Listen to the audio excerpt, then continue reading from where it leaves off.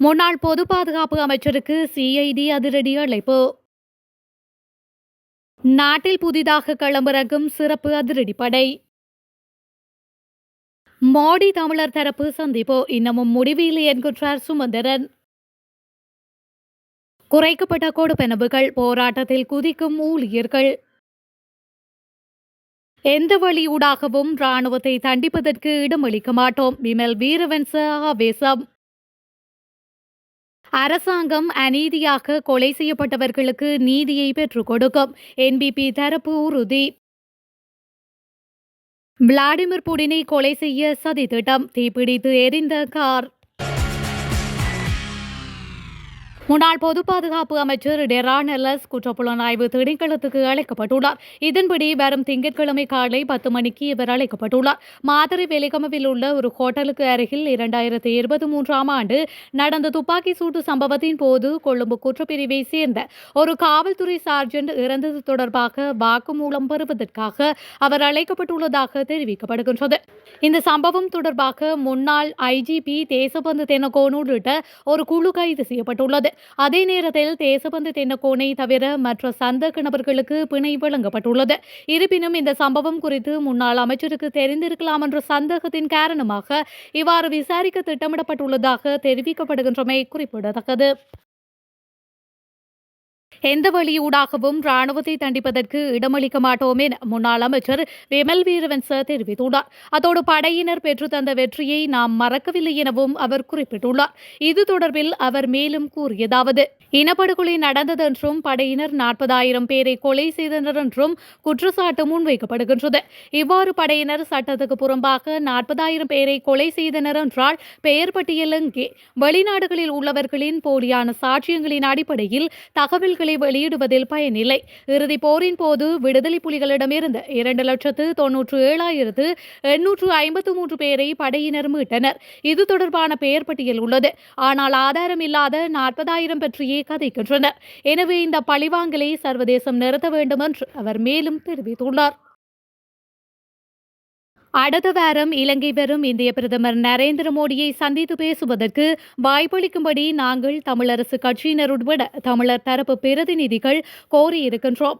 ஆனால் இன்னமும் சந்திப்புக்கு இணக்கம் தெரிவிக்கப்படவில்லை. சந்திப்பு நடக்குமா என்பதும் உறுதிப்படுத்தப்படவில்லை என இலங்கை தமிழரசு கட்சியின் பதில் பொதுச் செயலாளர் ஜனாதிபதி சட்டத்தரணி எம்.ஏ. சுமந்திரன் தெரிவித்துள்ளார். அந்த சூழ்நிலையில் தமிழர் தரப்பில் யார் சந்திப்பார்கள் என்ற கேள்விக்கு பதிலளிக்க முடியாது எனவும் அவர் கூறியுள்ளார். இந்திய பிரதமரை அவர் உட்பட தமிழ் தரப்பு பிரதிநிதிகள் சந்தித்து பேசுவர் என்று வெளியான செய்தி தொடர்பில் அவரிடம் கேட்டபோதே அவர் இந்த விடயத்தை குறிப்பிட்டுள்ளார். அதுடன் சந்திப்புக்கான வாய்ப்பு கிடைக்குமா என்பது இதுவரை தெரியவில்லை. இந்திய அதிகாரிகள் இன்னும் தெளிவான பதில் எதனையும் எங்களுக்கு தரவில்லை. சந்திப்பதற்கான வாய்ப்பு கிடைக்காத சூழ்நிலையில் அது பற்றி பேசுவது அர்த்தமற்றது என்று அவர் மேலும் கூறியுள்ளார். தேசிய மக்கள் சக்தி அரசாங்கம் அநீதியாக கொலை செய்யப்பட்டவர்களுக்கு நீதியை பெற்றுக் கொடுக்கும் என வன்னி மாவட்ட நாடாளுமன்ற உறுப்பினர் மா ஜெகதீஸ்வரன் தெரிவித்துள்ளார். வவுனியாவில் இன்று இடம்பெற்ற நிகழ்வு ஒன்றின் போது ஊடகவியலாளர் எழுப்பிய கேள்விக்கு பதிலளிக்கும் போதே அவர் இவ்வாறு குறிப்பிட்டுள்ளார். அவர் மேலும் தெரிவிக்கையில், பட்டளந்த வதை முகாம் என்பது மக்களால் துன்பியல் சம்பவமாக கருதப்பட்ட விடயம். ஆனால் விசாரணைகள் என்பது கடந்த காலங்களில் எந்த அரசாங்கத்தாலும் மேற்கொள்ளப்படவில்லை. அது உண்மையில் துர்ப்பாக்கியமான ஒரு நிலைமை. அதே நேரம் எங்களுடைய அரசாங்கத்தில் அநீதியாக கொலை செய்யப்பட்டவர்கள் பட்டளந்த சித்திரவதை முகாம் ஊடாக சித்திரவதை செய்யப்பட்டு மனிதத்திற்கு அப்பால் சென்று மிருகத்தனமாக கொலை செய்யப்பட்டவர்களுக்குரிய விசாரணைகள் இடம்பெறும் என்று அவர் மேலும் தெரிவித்துள்ளார். எதிர்வரும் நாட்களில் நாடாளுமன்ற ஊழியர்கள் வலுவான தொழிற்சங்க நடவடிக்கையை எடுக்க தயாராக வருவதாக தகவல் வெளியாகியுள்ளது. புதிய சம்பள திருத்தங்களின் கீழ் அனைத்து நாடாளுமன்ற ஊழியர்களுக்கான கொடுப்பனவுகள் 70%இலிருந்து 39% குறைக்கப்பட்டதற்கு எதிர்ப்பு தெரிவித்தே இந்த போராட்டம் நடைபெறவுள்ளது. நாடாளுமன்ற ஊழியர்களுக்கான கொடுப்பனவுகள் குறைக்கப்பட்டமை தொடர்பில் அவர்கள் ஏற்கனவே நாடாளுமன்ற தலைவர்களிடம் புகார் அளித்துள்ளனர். மேலதிக நேர ஊதியம் மற்றும் சம்பள முரண்பாடுகள் இல்லாததால் முந்தைய பல அரசாங்கங்கள் சிறிது காலமாக நாடாளுமன்ற ஊழியர்களுக்கு இந்த சிறப்பு கொடுப்பனவுகளை தொடர்ந்து வழங்கி வந்ததாக கூறப்படுகின்றது. கொடுப்பனவுகள் குறைக்கப்பட்டதற்கு எதிராக போராட்டம் நடாத்த நாடாளுமன்ற ஊழியர்களும் தயாராகி வருவதாக தெரிகின்றது. பழைய அரசாங்கங்களைப் போல நாம் பொய் கூற மாட்டோம். பலாலி விமான நிலையத்தை 4 மாதங்களுக்குள் சர்வதேச விமான நிலையமாக மாற்றுவோம் என சிவில் போக்குவரத்து விமான சேவைகள் அமைச்சர் பிமல் ரத்நாயக்க தெரிவித்துள்ளார். இன்று யாழ்ப்பாணம் பலாலி விமான நிலையத்திற்கு திடீர் விஜயம் மேற்கொண்ட போதே அவர் இவ்வாறு குறிப்பிட்டுள்ளார். விமான நிலையத்தை முதல் தடவையாக பார்வையிட்ட அமைச்சர் விமான நிலையத்தின் விஸ்தரிப்புகள் தொடர்பிலும் அதன் சேவைகள் தொடர்பிலும் கேட்டறிந்துள்ளார். இதன்போது ஊடகவியலாளர் எழுப்பிய கேள்விக்கு பழைய அரசாங்கம் போல் நாம் பொய் கூற மாட்டோம். விமான நிலையத்தின் திட்டமிடல் வரைபடம் உள்ளிட்ட பல்வேறு வேலை திட்டங்கள் நிறைவடைந்துள்ளன. எனவே அதனுடைய திட்டமிடலுக்கு ஏற்ப 4 மாதங்களுக்குள் விமான நிலையம் சர்வதேச விமான நிலையமாக மாற்றியமைக்கப்படும் என தெரிவித்துள்ளார். இதன்போது கடற்தொழில் அமைச்சர் ராமலிங்கம் சந்திரசேகர், நாடாளுமன்ற உறுப்பினர்களான கருணைநாதன் இளங்குமரன், வைத்தியர் ஸ்ரீ பவானந்தராஜா ஆகியோர் கலந்து கொண்டிருந்தமையும் குறிப்பிடத்தக்கது. ரஷ்ய ஜனாதிபதி விளாடிமிர் புடினை கொன்வாயில் சென்ற வாகனங்களில் ஒன்று தீப்பிடித்து எரிந்த சம்பவம் பரபரப்பை ஏற்படுத்தியுள்ளது. இந்த சம்பவம் மாஸ்கோவில் உள்ள உளவுத்துறை தலைமையகமான FSB அருகே நடைபெற்றுள்ளது. இது ஜனாதிபதி புடினை குறிவைத்து நடாத்தப்பட்ட தாக்குதலாக இருக்கலாமா என்ற கேள்வியை எழுப்பியுள்ளது.